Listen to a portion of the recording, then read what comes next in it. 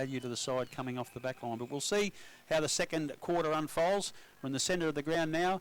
Again, it's Thomas in the ruck against Jervis. The ball is knocked down quickly, and Milne kicks forward for Geelong West down into the forward pocket where Engwerda tries to get the ball, but it's knocked out over the line. Forward pocket for West just inside the 50-metre arc. Another boundary throw in. The ruckmen are pushing their way down again. It's Jervis is staying a kick behind the play, so it's going to be Gans is going to go up in the ruck against Thomas by the look of it. Yes, the two of them go up now. The ball's tapped down by Thomas to the front of the pack. No clear possession of the ball. Quick snap out of the back by Justin White right into the goal square. And the man we just mentioned, Mackenzie, comes out and takes a mark in front of Toner this time. And he releases a quick kick in the forward pocket. Bailey Cale drops ahead, drops the mark. Quickly tapped over the back. Toner drops a hand pass. Quick hand pass come out again to Jackson Smith. Cale again mops up.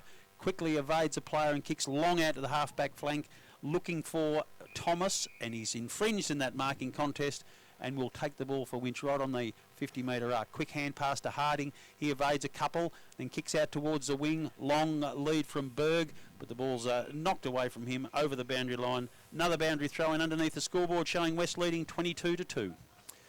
Early doors, second quarter here at Winchelsea. And that advantage for Geelong West is something they'll be hoping to build on. Almost had an opportunity there with Toner.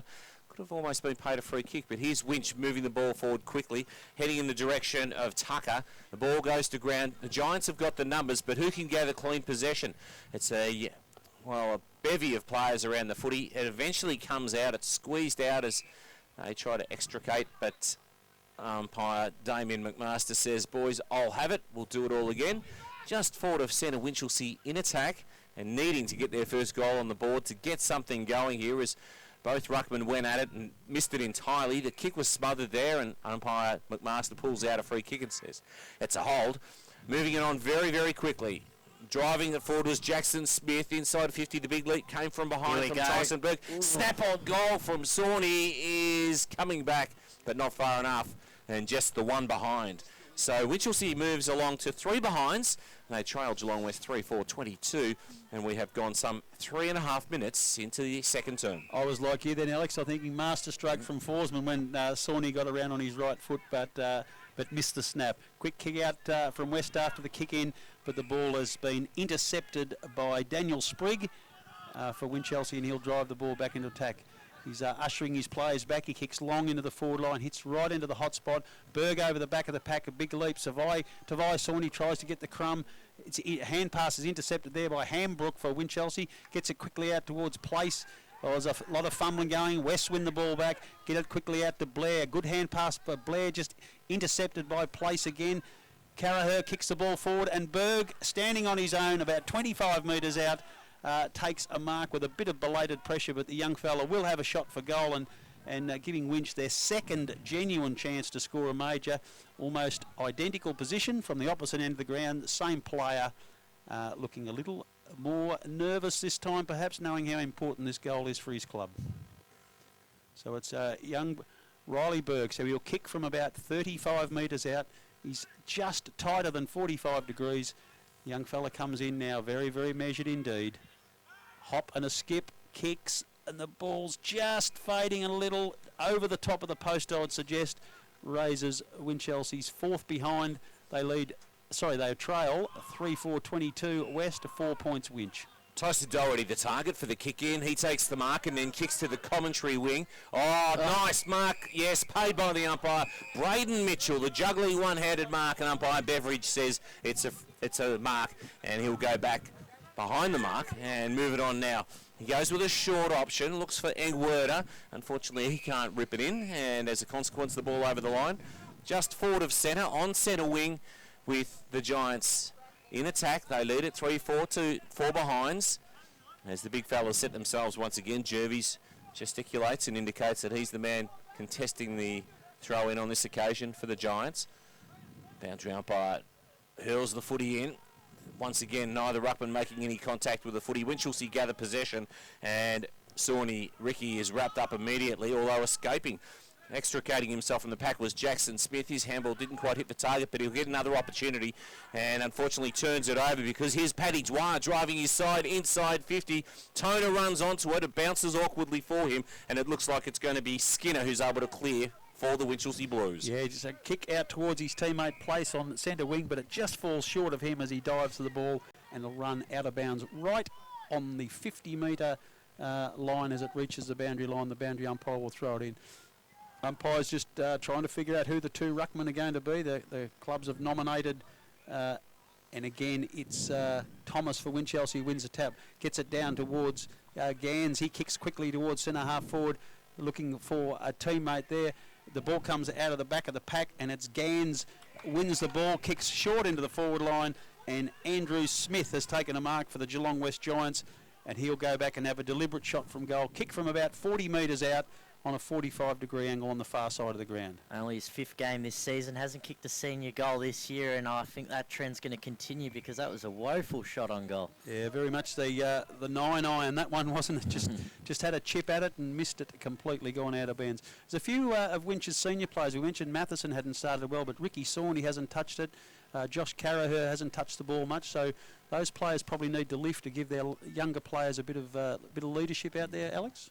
Sure. Well, I mean, Josh Carraher, I wouldn't call him one of the younger players, 33 years old. No, I mean he's got to provide some leadership for the younger players, and it's probably not coming from those senior group. No, well, he's been 30-plus disposals the last 4 weeks, so that Geelong West might have done their homework. They worked out which foot he starts his leads on.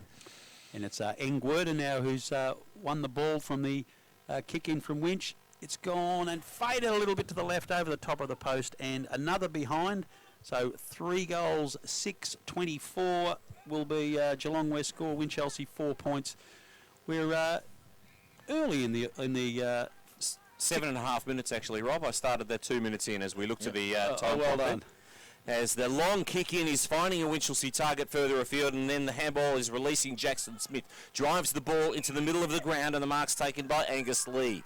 So Lee sums up his options and then pushes out to the left half forward flank, and the mark's taken by Sawney of the Ricky variety. Inboard, has the lead coming in, a good mark on the lead. Bailey Cale takes the mark some 45 metres out from goal, and well, the lightly built Cale looks like he's going to settle over the footy and have a shot on goal. He's quite deliberate as he prepares to kick to the right of your radio dial, or the southern end here at Winchelsea. Gets very close to the man on the mark, drives it forward. Is that the first Winchelsea goal? No, he's missing to the left. Just through for another minor score. And that draws Winchelsea within 3 straight kicks of Geelong West. It is the Giants 3-5-23, leading the Blues 5 straight behinds. And notice that Byron Matheson took a strong mark, and Ricky Sawney was involved in that play. So right on cue, a couple of the senior boys get a little bit involved. That's a really strong mark there by Doherty for the west side on the half-back flank. Kicks out short, looking for a teammate, but I think that might be called out on the full. It is indeed right in front of our commentary box, and Clinton Place, will take the free kick for the Winchelsea side. Looking forward, not a lot of options. There's a lot of congestion as it looks up into the half-forward line. Kicks long of the pack, looking for Berg. He comes over the back, can't hold the mark. It's Gans for the Geelong West side. Hand passes out to Paddy Dwyer. He kicks long down the wing, looking for Milne. He comes over the back of the pack to him, but Winch win possession again through Elliott. He can't control the ball. The umpires deemed that he dropped it under pressure, and no, he didn't. He's tackled high, I reckon, would be the call, and it's Elliott for Winch who will take the beard and ponytailed Elliott, kicks it into the centre of the ground, and Tucker takes the mark for Winch. Short kick, and Place takes the mark, almost in the centre circle, looking for an opportunity forward. But it's a very, very congested forward line for Winch. West have pushed back really, really hard. Kicks out, but again, into a nest of West players, and it's Gans who takes the mark on the 50-metre line. Half-back flank for the Roosters. The Roosters? That's the other West ones, isn't it? That would be the Giants this year. So the Giants and Cheetahs and Roosters is all very confusing. The kick's finding Andrew Smith, defensive side of centre wing, outer side of the ground, and he in turn moves the ball forward as West look to build something. They are 18 points in front, and we have just ticked over the 10-minute mark of our second term. The target on that occasion was Milnes. The ball is forced towards the boundary line. Milnes does take it, keeps it in, handballs to a teammate whose kick is smothered. Winch win it back through the... good work there across half-back, but eventually it's over the boundary line and to be thrown in. So Winch 5 behinds, trailing Geelong West 3-5-23. It was a 20-point margin at quarter time, and it's now 3 straight kicks separating the two sides as the ruckman prepare to go at it. The ball thrown in right on the 50-metre arc. Umpire McMaster says there was a hold in the ruck contest, and as a consequence, it's going to go the way of the Winchelsea Blues. And the player who is the recipient of the free kick is David Tucker. Tucker with a very short option. Oh, it was just awfully close to being knocked out of the hands of Byron Matheson there on that occasion, but he does win it and then kicks to a teammate who's put under enormous pressure, and umpire McMaster pulls out a free kick, says it's going to go the way of the Giants. I'll tell you what, with short kicks like that off half-back being intercepted, you don't want to be a Hawthorn and Winchelsea supporter this week. Richie with a long kick. He backed himself in there on that occasion and misses to the left. But boy, oh boy, that was a great kick for distance. Just the one behind as West move along to 3-6. Winch 5 behinds. Well, what do we do with Tav Sawney? He's been switched off from forward, half-back. Obviously, you get him in a contest here, he will take the mark. Bailey Cale couldn't quite take that mark there. Winchelsea do get it out of trouble by place, but, well, hang on, they're on here. Winchelsea could get that first goal now. Good defensive work there by the Giants. Riley Berg was almost clear of the pack, but couldn't quite get away. Thomas is battling very, very hard for Winch on the ground there. Doherty gets the ball out to his teammate in Blair, but he's deemed to have thrown it, and young Brodie Wilson Angus Lee will take the free kick just forward the 50-metre arc for Winch. He kicks into the forward pocket looking for Tobias Sawney over his head, knocked away, and will be out of bounds. Another throw in. That's halfway between the 50-metre arc and the point post.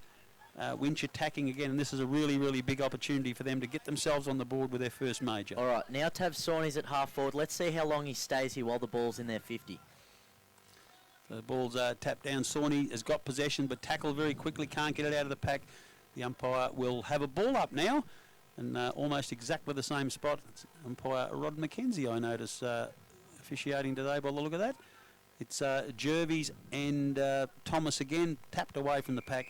Out of bounds yet again, another throw in. We've had quite a lot of them this afternoon, and as I said before, in these conditions, it's a little unusual, the amount of stoppages that have been created. 13 minutes have elapsed here in the second term at Winchelsea. It's the visiting Giants 3-6, leading the Blues 5 behinds, thrown in. Short throw in there on that occasion. Quick kick out of the pack came from the boot of John Hambrook, and eventually it's worked towards the boundary line, touched over the line to be thrown in deep in attack for the Blues. Can they conjure up their first major of the game? There's some massive players around the footy right at the moment. Plenty of congestion. The Giants getting numbers back. Thrown in. Fall of the ball. Favoured Doherty, but he couldn't take possession. Then the Blues gather, and the umpire says, you didn't dispose adequately. You tried to beat the tackle, and as a consequence, the Giants will have it right on the last line of defence. Looking to switch play is Milne, and he does so to the opposing pocket.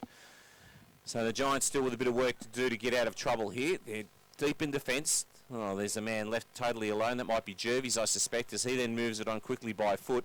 He's got a couple of targets there, and they'll gather possession ultimately through the agency of, it might have been Mitchell Knox, and eventually they'll get a kick forward. Awkward bouncing footy just eludes Caleb Brown, opens the door for the Giants. A long kick forward, a one-on-one situation, but it favours Jonah McKenzie as opposed to the teammate Toner that he was headed for, and as a consequence, Winchelsea will have the opportunity to clear from half-back. It's Matheson kicks the ball out and finds Caleb Brown, the youngster who was done by that funny-shaped football that we play with over here before, that terrible bounce over his head. He finds Wilson on the half-forward flank. Half-back flank, for his team. They're working hard to get the ball forward. There's just a congestion of players in front of him. Caleb Brown runs up the ground and takes another very strong mark under a great deal of pressure. He's a ripper young kid, this one, going really, really well. He kicks out looking for a teammate, but it's a very casual little kick. Missed his teammate by a few metres and trickles out of bounds right underneath the scoreboard. showing Geelong West 3-6-24. Winch still the head of major, 5 points only, 19 points behind. We're about 15 minutes into the second quarter.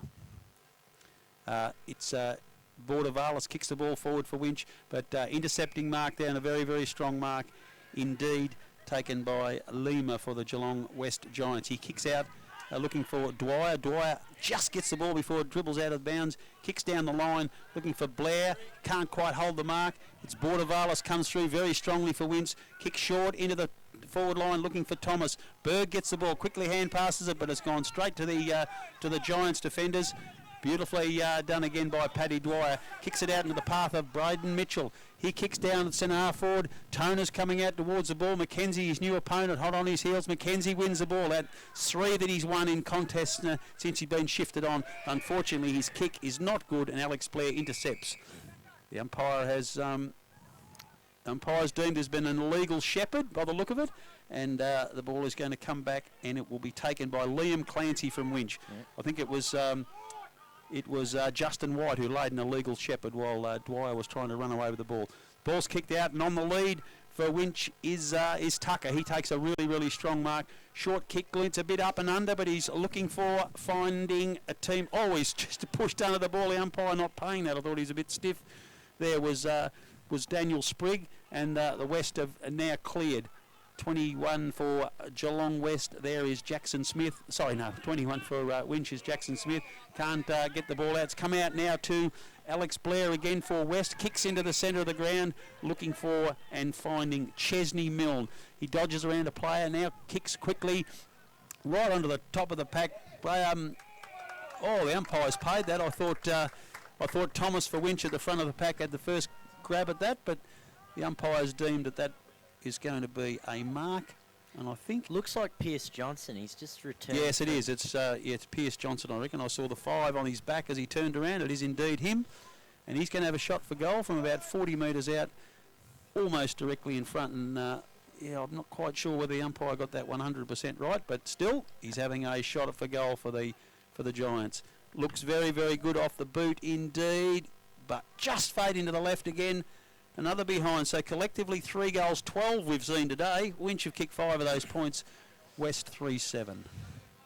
18 minutes gone, second quarter action. It was 20 points at quarter time for West, and it's 20 points now as we've ticked over the halfway mark of this second term. So Winchelsea still in search of their first major of the game. The long kick in is a penetrating one straight up the central corridor. The ball fisted away by Toner, almost gathering possession there. It was Byron Matheson. Ultimately, it's going to be the Blues through the agency of a quick handball from Johnny Hambrook, and the free kick is paid off the footy.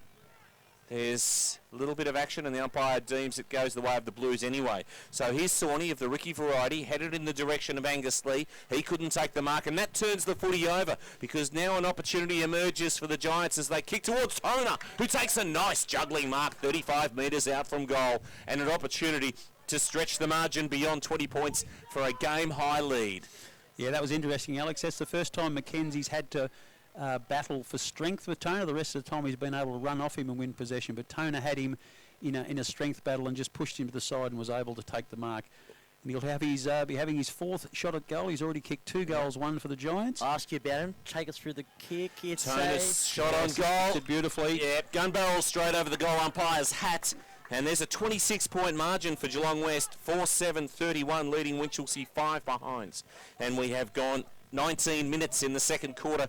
And real headaches now for Brendan Forsman. Sure is. Well, let's just go back to Toner. Obviously, as you said, 3 goals in his return game. Are we happy with Mackenzie, or do we put Matheson back on him? You were observing that contest in the first 20 minutes, Rob. Yeah. Matheson's the veteran here. He's 160 gamer, but Toner, he's got footy smarts about him. Might not have the speed, but he's got the footy smarts. I like the idea of Mackenzie. If Mackenzie's prepared to run off him and not get into a wrestling match with him, he'll probably beat him, because Toner's athleticism's not there. But if it's going to be a wrestling match, then he's going to beat either Matheson or Mackenzie. I'd be sticking with Mackenzie at this stage. Geelong West have won the ball in the centre of the ground. It's Milne who has it. He's been forced to play on, kicks the ball quickly forward. Outcoming from Winch is Place. He kicks the ball down the centre wing. Tucker wins possession really well. Hand passes across. Oh, beautifully evasive skills. Brady Bailey Cale runs onto the ball, kicks it down to the forward line. It's Sprigg who hand passes backwards. They're going to lose the ball here. Yes, they have indeed. Just a few errors in handball there. They had an open forward line and a loose man, but they just weren't able to execute their handballs properly, and a ball up, boundary throw-in has been forced. Up in there goes, it's Caleb Brown against the very strong Jervis. Jervis wins it down, but it's intercepted by place for Winch. He can't get clear. Jervis again is tackled strongly to the ground, trying to punch the ball free, and the umpire's deemed another ball up right on the 50-metre arc. Winchelsea in the forward line. 5 points, Geelong West leading 4-7-31. It's Brown again and Jervis. Jervis wins very easy, but he hits it out to young Cale. Cale kicks forward into the forward line for Winch. Tucker tries to mark, but it's knocked over the boundary line. You have yet another boundary throw-in. Both clubs are using the boundary a lot. There's not a lot of attack through the middle of the ground at this stage, and I think that's why we're seeing the boundary umpires very, very busy today. Well, the Blues deep in attack and an opportunity to maybe conjure up their first major of the game. It's Jervis knocking the ball down, but it's the Blues with hands on the footy, trying to escape the clutches there, and it was, Sawney, and now a tackle laid. The umpire says there's a throw, and this may well go the way of the Blues. It has. And so they'll have a shot on goal from about 30 metres out, a 45-degree angle, and the Geelong West defenders there, I suppose, just taking issue with that decision by the umpire, but nonetheless, the umpires, as we well know, don't change their mind, and Johnny Hambrook will be the man in question with a shot on goal to maybe bring up the Blues' first major of the game. He settles very deliberately over the Sharon. He comes in now, kicking to the southern end of the Eastern Reserve. Stuttering approach, he comes in, starts right, curls left. Does it come back far enough? No, it doesn't. It stays out right. And there is the 6th behind for Winchelsea. They trail Geelong West 4-7-31. We have travelled some 22 minutes. John Hambrook taking that kick, 9 kicks, 15 handballs and 8 tackles last week. A very quiet performance in this first half. Yes, he's one of many players for Winch in that particular boat. It's a very strong mark over the back of the pack by Mitchell for the Giants. He quickly handballs, ball goes down the line. Doherty tries to get under it. He's met very, very strongly there by David Skinner from Winch, and the ball has been knocked over the boundary line. As we see a big Ben Brown from North Melbourne Footy Club, who's a special guest here today of WorkSafe. He's been down having a look at the netball, I think, and he's just wandering past the back of our commentary box at this particular stage. Yeah, he's welcome to come in. He's been Alex has ushered him into the commentary box, and he might be joining us for a bit of a session in a sec. Carraher from Winchelsea throws the ball back to the umpire, and there'll be another ball up just outside the 50-metre arc. Geelong West in attack. It's Thomas again for Winch, tries to get over the back of the pack. He can't. 2 minutes of airtime, boy. Oh, that'll be very good. Ricky Sawney runs onto the ball, but he's tackled quickly. Just a little dinky handball to get himself out of trouble. But it's Bailey Cale who picks the ball up, gets it across to Sprigg. Sprigg kicks forward to Winch out into the path of Tucker. Tucker's going to run onto the ball. He'll get there first before the boundary line. Hand passes back over. Cale's followed up really, really well. He works quite hard, that young fella. Hand pass back to Tucker, and he kicks the ball in. And Clinton Place for Winch takes the ball, kicks it, and Carraher has taken a mark 40 metres out directly in front for the Blues. And this is another opportunity for them to break the duck. And welcome to North Melbourne's eccentric full forward, Benny Brown. Welcome to the commentary box. How are we, guys? Yeah, very, very good. How are you enjoying your day at Winch? Yeah, it's beautiful. Great day for footy. Good standard of footy too. We've been enjoying it. It's Carraher for Winch, kicks the ball. It's going to drop in the square. Tucker gets underneath it, but just off hands over the boundary line, and we're throwing right beside the point post. So what are you thinking of a day in country footy? You probably wouldn't get to see too much of this. Yeah, not too much of it. I'm a Tassie boy, so see a little bit of it when I get back home. But yeah, it's a good standard of footy down here. Myself and Boomer Harvey have been here really enjoying it. Yeah, it's good stuff. Meanwhile, the Blues deep in attack. We might get Ben to reflect on some of the action that he actually sees today. As a quick kick comes away from the Giants, they go towards the outer wing, and there's an opportunity, although overrunning the football, the Giants on that occasion. So the Blues escape the clutches. Sweeping handball over the top to Budavalis. He goes back inboard, and then a heavy tackle laid. How does the umpire deem that one? And he calls play on. There's no free kick paid. Now the Blues with another opportunity. Budavalis once again with an opportunity. There's the young fella in Bailey Cale. He's dispossessed, has his kick smothered. Eventually, and then now the Giants with an opportunity to clear. Sweeping handball out. Quick kick from Sawney. Does it go the distance? Touched right on the line, perhaps. Let's wait for the umpire to adjudicate.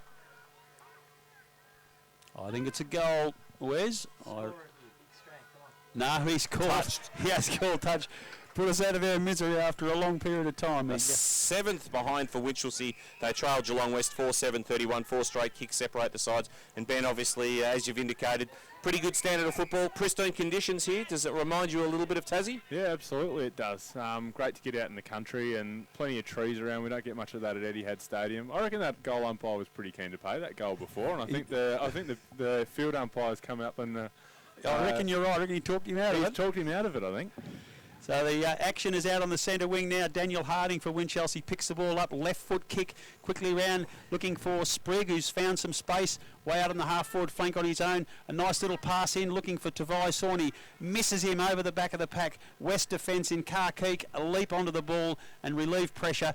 It comes back into the middle of the ground and it will be marked by Aldridge for West. He quickly hand passes on to Blair, kicks down to the centre of the ground, but over the back of the pack to a teammate. It's young Bordavalis who tries to pick it up, but Tyson Doherty runs onto the ball for the Roosters. I've got them embedded in my head when I hear Geelong West.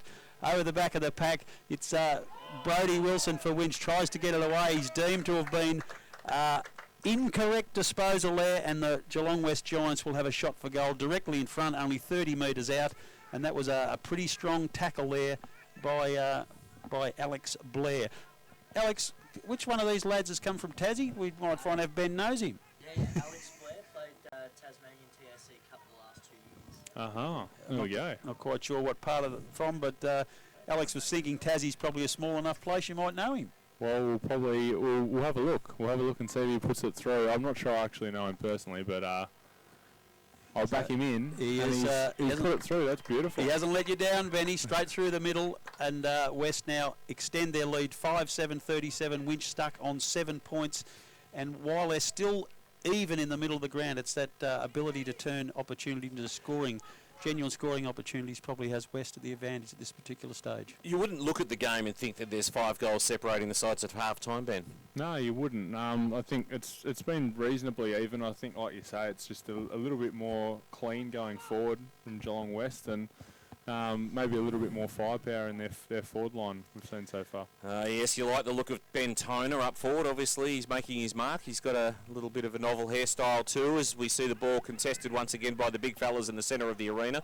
An opportunity for Doherty to clear. Has his kick smothered. Fist away there on that occasion, and it's taken by Winch through Joshua Carraher. He kicks his side forward, but gee, the Giants have been pretty good across half-back, and doing so there on that occasion was Richie. He finds his teammate in Justin White, who sends his team inside 50, and Werder couldn't take it. Here's the big fella in Toner, gets the handball out, heard the call, come from his teammate in Chesney Milne. The ball locked in, and the umpire will ultimately call for a ball up some 40 metres out from goal. 45-degree angle away from the Giants' majors, and they're 5-7-37, Winch 7 behinds.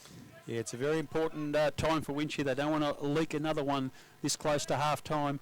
It's Smith knocks it down towards Wilson. Wilson gets it out towards Matheson, but he just loses possession, and the Giants kick forward. And again, it is Alex Blair who will have another shot for goal, slightly further out than the last one, on a little bit more of an angle. But let's see how it goes. Now, he's going back a fair way. Ben, you've made that very long approach for the kick for goal a bit unique for yourself. How did you invent that? Because I think it's very effective, because you're running at quite full pace by the time the ball hits the foot. Yeah, I think it's just, it's come up over time. It's what feels comfortable for you, and Alex Blair's put this one up. Yeah. Just missed off to the It just makes sense, because players generally kick the ball quite well when they're at full pace for goal, but that idea of stopping and doing something completely different, but you've sort of mixed the two, and it seems to be working very well for you. Yeah, I think it's just up to you and what feels comfortable, and over the years I suppose I've tried a few different things with my kicking style, and trying to shorten it up a little bit just hasn't worked for me, so I think it's just up to whatever feels comfortable. Yeah, good stuff. So Bailey Cale took the resulting mark from the kick in and kicked to defensive half back, and we see Winch with an opportunity through Jacko Brown. Jacko Smith seeing the ball over the line, and will have it thrown in once again. So the Giants in attack, the ball to be thrown in pretty much on the 50-metre arc, The big fellas set themselves again. The Giants in command by 31 points here at Winch. And I'll tell you what, Kale has been prominent despite his side trailing at this particular point in time as the half-time siren goes. 5-8, 38 plays 7 behind. Yes, it's a very, very big lead by West. I don't know what Winch can do to turn it around other than